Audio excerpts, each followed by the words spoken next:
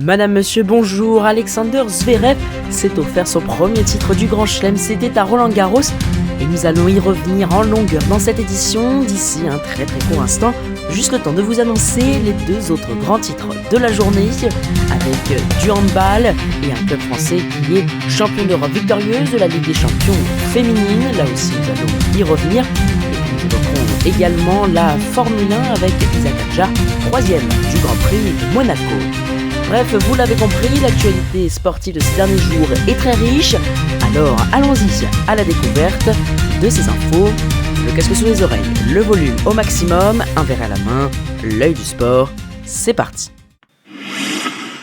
Il a longtemps été qualifié de plus grand joueur de l'histoire du tennis à n'avoir jamais remporté de tournoi du Grand Chelem.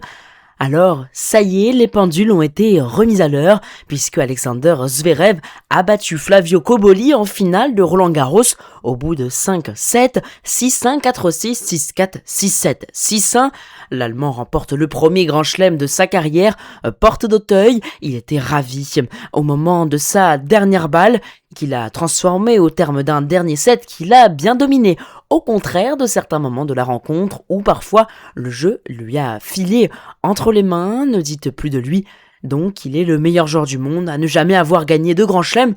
Et oui, Alexander Zverev rentre dans l'histoire tout d'abord du tennis allemand, puisqu'il est le premier allemand à remporter Roland-Garros depuis le début de l'ère Open, mais également dans l'histoire du tennis, en tout cas dans l'histoire récente. Avec ce premier titre, il revient à seulement 3 longueurs d'un certain Yannick Sinner. Alors l'Allemand a forcément profité notamment des absences remarquées de Carlos Alcaraz, forfait, mais aussi de Yannick Sinner, éliminé dès le second tour, ou l'élimination précoce de Novak Djokovic. Mais quoi qu'il en soit, il a dû batailler encore une fois durant cette finale pour vaincre ses plus grands démons, lui qui avait souvent été malheureux lors des grands rendez-vous.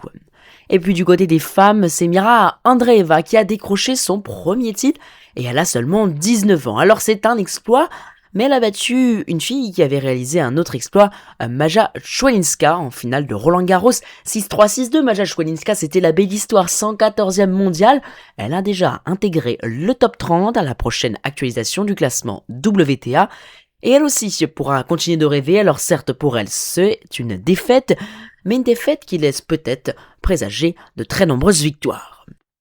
Et puis, puisque nous évoquons les trophées, rendez-vous du côté de Budapest, avec un club français qui a encore remporté une Ligue des Champions. Et oui, alors, il ne s'agit pas du Paris Saint-Germain, qui a remporté le plus beau des trophées des clubs de football la semaine passée en Hongrie, mais bien des Messines en handball qui ont offert à la France sa première Ligue des Champions féminine. Elles ont dominé l'ogre hongrois Győr, double tenant du titre, victoire finale 29-31. C'est un immense exploit, cela fait 60 ans que le club existe, 60 ans qu'il attend ce moment, avait lancé Emmanuel Mayonna, Dauphane messin avant le coup d'envoi. Le rendez-vous a bien été pris au sérieux par les fans qui ont su mettre de l'ambiance, mais aussi par les joueuses qui sont donc reparties avec ce magnifique trophée. Elles qui ont réalisé une superbe saison, un très beau parcours, au-delà même de leurs espérances. Alors rendez-vous l'année prochaine, peut-être, pour imiter les hommes en football du côté du Paris Saint-Germain avec un back-to-back, qui sait. Le reste de l'actualité sportive avec les sports automobiles et de la Formule 1, Kimi Antonelli a remporté une victoire de prestige lors du Grand Prix de Monaco. Il s'est imposé sur Lewis Hamilton et le troisième Isaac Hadjar, même si celui-ci est toujours susceptible de quelques pénalités à l'heure du bouclage de cette édition. Du côté des Français, Pierre Gasly prend la 7e place, Ocon la 9e. Et alors ce succès est très important pour Kimi Antonelli, puisqu'il rentre dans l'histoire en devenant le 10e pilote seulement de l'histoire de la Formule 1 à remporter 5 courses consécutives. Le cyclisme à présent avec Demi Vollering qui a réussi un très beau coup tactique sur la 9e et spectaculaire dernière étape du Giro ce dimanche. Elle a chippé la victoire au classement général à la très malheureuse Anna van der Breggen. Elisa Longo-Borghini s'est adjugé le dernier bouquet et dans un sprint, un très petit comité. Victoire donc pour la coureuse qui évolue dans la formation française FDJ United Suez. Chez les hommes, le sprinter belge Jordi Meeus s'est imposé au sprint ce dimanche devant Milan Fretin et Binyam Guermé sur la Bruxelles Cycling Classics. Le rugby avec l'équipe de France qui est venue à bout de la Nouvelle-Zélande en finale de la dernière étape du championnat du monde de rugby à 7 qui avait lieu en France ce dimanche à Bordeaux, victoire 14-5 et les Bleus remportent leur premier titre depuis les Jeux Olympiques de Paris où ils avaient pu notamment compter sur la star Antoine Dupont. Alors le voilà enfin, ce titre tant attendu depuis plus d'un an et demi. Ces 2 dernières années, les Bleus n'avaient jamais réussi à obtenir de trophée après leur folle aventure parisienne. Ils ont prouvé qu'ils en étaient capables même sans Antoine Dupont. Après une probante victoire contre l'Afrique du Sud en demi 21-12, les tricolores ont reproduit cette très belle performance face à une équipe qui est une reine de la discipline, la Nouvelle-Zélande. Du côté du rugby à 15, le dénouement du top 14 c'était ce samedi soir avec de très nombreuses surprises et notamment l'Union Bordeaux-Bègles, récente vainqueur pour la 2e fois consécutive de la Champions Cup, la Coupe d'Europe de rugby. Eh bien l'UBB a été battu par Clermont 31-34 lors de cette 26e et dernière journée.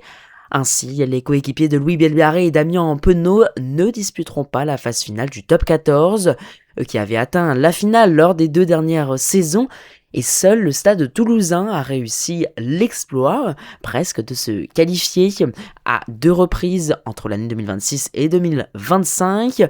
En 2025, l'UBB, le RC Toulon, l'Aviron Bayonnais, la SM Clermont et le Castres Olympique accompagnaient le Stade Toulousain. En 2026, ce sera le Stade Rocher, le Racing 92, la section paloise et le Stade français.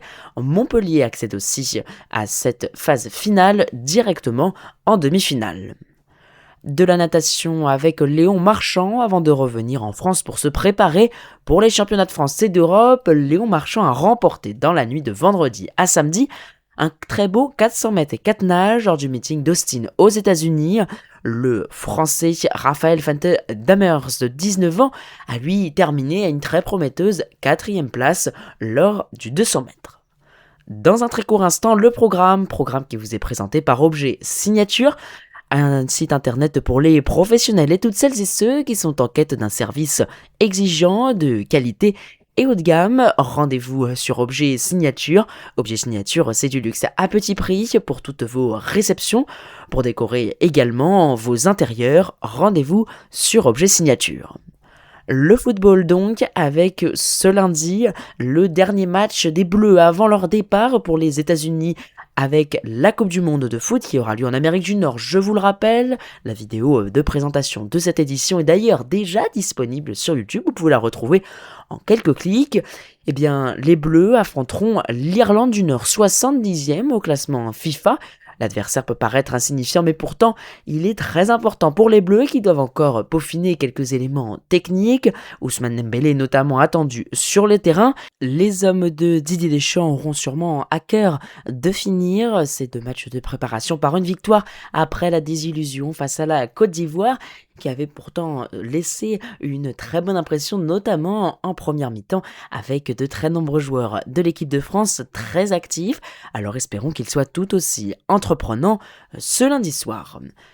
En NBA, la suite de la finale avec le 3e match entre les New York Knicks et les San Antonio Spurs de Victor Wembanyama. Les New York Knicks mènent pour le moment 2-0. Alors la 3e manche sera ce mardi à 2h30 du matin, heure française, une rencontre à ne pas manquer.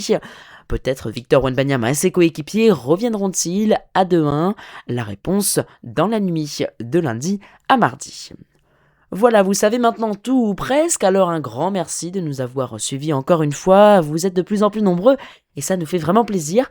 Et puis si vous voulez nous aider, n'hésitez pas, abonnez-vous, likez, commentez et partagez largement autour de vous.